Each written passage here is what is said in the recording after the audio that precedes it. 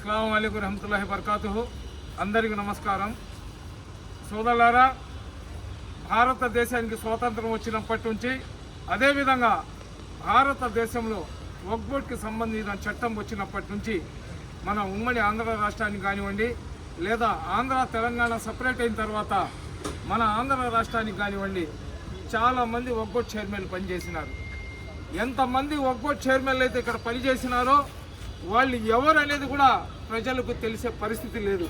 కానీ ఈరోజు మన ఆంధ్ర రాష్ట్రంలో మన నెల్లూరు సింహపురి పట్టణానికి చెందిన సింహపురి ముద్దుబిడ్డ హాజీ అబ్దుల్ అజీజ్ గారు వక్ఫ్ బోర్డు చైర్మన్ అయిన తర్వాత ఎవరైతే వక్ఫ్ బోర్డు ఆస్తులను పంది కుక్కల్లాగా తింటున్నారో వాళ్ళ గుండెల్లో దడ పుట్టుకొని వచ్చింది.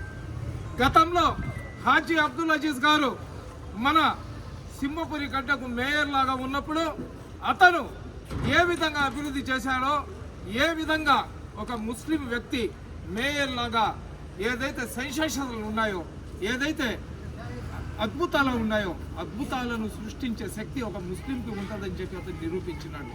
అదేవిధంగా అతను చేసిన అభివృద్ధి సంక్షేమ పథకాలు కేవలం ముస్లింలే కాదు, అన్ని వర్గాలకు చెందిన వ్యక్తులు ఈరోజు హాజీ అబ్దుల్ అజీజ్ గారికి ప్రశంసిస్తున్నారంటే అతనిలో అవినీతి లేదు, అతనిలో స్వార్థం లేదు, అతనిలో దైవభక్తి ఎక్కువ.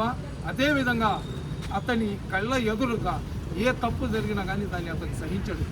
అటువంటి వ్యక్తిత్వం ఉన్న హాజీ అబ్దుల్ అజీజ్ గారికి ఈరోజు ఆంధ్ర రాష్ట్ర ముఖ్యమంత్రి విజనరీ చంద్రబాబు నాయుడు గారు, అదేవిధంగా ఎవరైతే నవరత్నంతో ఆంధ్ర రాష్ట్రాన్ని అభివృద్ధి వైపు పరుగులు తీయిస్తున్న లోకేష్ బాబు, వీళ్ళిద్దరు కలిసి ఈ గాడి తప్పిన వక్ఫ్ బోర్డు వ్యవస్థను సరైన మార్గంలో పెట్టాలంటే నువ్వు తప్ప వేరే వాళ్ళు చేయలేరని హాజీ అబ్దుల్ అజీజ్ గారికి ఈరోజు అతనికి వక్ఫ్ బోర్డు చైర్మన్ లాగా కూర్చోబెట్టినారు. గతంలో వైఎస్ఆర్సీపీ పార్టీ అధికారంలో ఉన్నప్పుడు ఏదైతే వక్ఫ్ బోర్డుకి సంబంధించిన డాక్యుమెంట్లు చించి పారేసి వక్ఫ్ బోర్డు కార్యాలయంలో ఉన్న కోర్టు ఫైళ్లు చించేసి, అదేవిధంగా లాయర్లకు డబ్బులు ఇవ్వకుండా లేదా లాయర్లకు లంచాలు ఇచ్చి ఎక్స్పర్టీ డిగ్రీలు చేసిన చాలా కేసులను హాజీ అబ్దుల్ అజీజ్ గారు వక్ఫ్ బోర్డు చైర్మన్ అయిన తర్వాత సుప్రీంకోర్టులో ఛాలెంజ్ చేశారు. అదేవిధంగా కర్నూలుకు చెందిన బుడ్నాబుడ్డి ఏదైతే మస్జిద్ ఉందో దానికి సంబంధించిన 250 ఎకరాలు సుప్రీంకోర్టులో ఓడిపోయినా కానీ ముతవల్లిలకు అమ్మే హక్కు లేదని వేరే 2 స్టాండింగ్ కౌన్సిల్లను పెట్టి ఆ కేసును గెలిచి భారతదేశానికి ఆదర్శంగా నిలబడిన వ్యక్తి హాజీ అబ్దుల్ అజీజ్ గారు.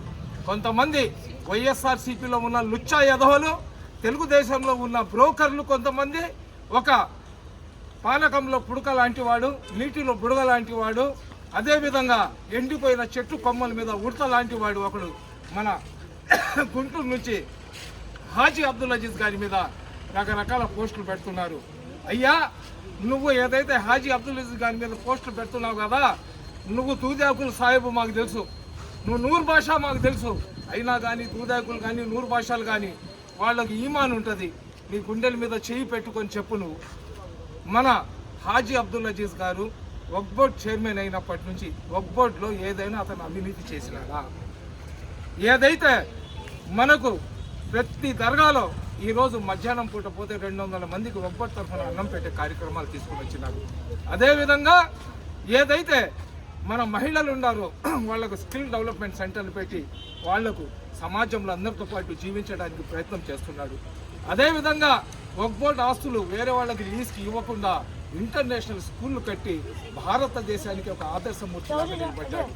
అదేవిధంగా ఈరోజు హాజీ అబ్దుల్ అజీజ్ గారు ఏదైతే ఒక గొప్ప కార్యక్రమం చేస్తున్నారో 500 మంది విద్యార్థులకు వక్ఫ్ బోర్డు సంస్థల ద్వారా వాళ్లకు కార్పొరేట్ కాలేజీలలో చదివించి ఆ బిడ్డలకు ఐఏఎస్, ఐపీఎస్, ఐఆర్ఎస్, ఐఎఫ్ఎస్లు చేయాలనే ఒక ఆలోచన ఏదైతే ఉందో ఇప్పుడు దాకా వచ్చిన ఏ వక్ఫ్ బోర్డు చైర్మన్ అయినా చేసినాడా? ఎవరైనా మీకు ధైర్యం కానీ లేదా మీ ఆలోచనలు కానీ ఉంటే చెప్పండి. కాబట్టి దయచేసి చింది చోర్ పనులు, పిచ్చి పిచ్చి కార్యక్రమాలు కానీ చేస్తే మడుకో, తప్పు చేస్తే నిలదీయండి, మేము కూడా సహకరిస్తాం. మంచి కార్యక్రమం చేస్తూ అసలు వక్ఫ్ బోర్డు ఆస్తుల ద్వారా అద్భుతాలను సృష్టించవచ్చు అని ఇతర రాష్ట్రాలకు ఒక ఆదర్శంగా చేస్తున్న కార్యక్రమాలను అడ్డు తగులుతూ కొంతమంది ఇచ్చే చిల్లర మెతుకుల కోసం, చిల్లర డబ్బుల కోసం శవాల మీద చిల్లర ఏరుకునే వాడిలాగా తిక్క తిక్క చేష్టలు కానీ చేస్తే మడుకు నెల్లూరు నుంచి గుంటూరుకు వచ్చి గుండు కొట్టించి గాడిద మీద కూర్చోబెట్టి మళ్ళీ నెల్లూరుకు తీసుకొని వస్తామని తెలియజేసుకుంటున్నాం. అస్సలాము అలైకుం.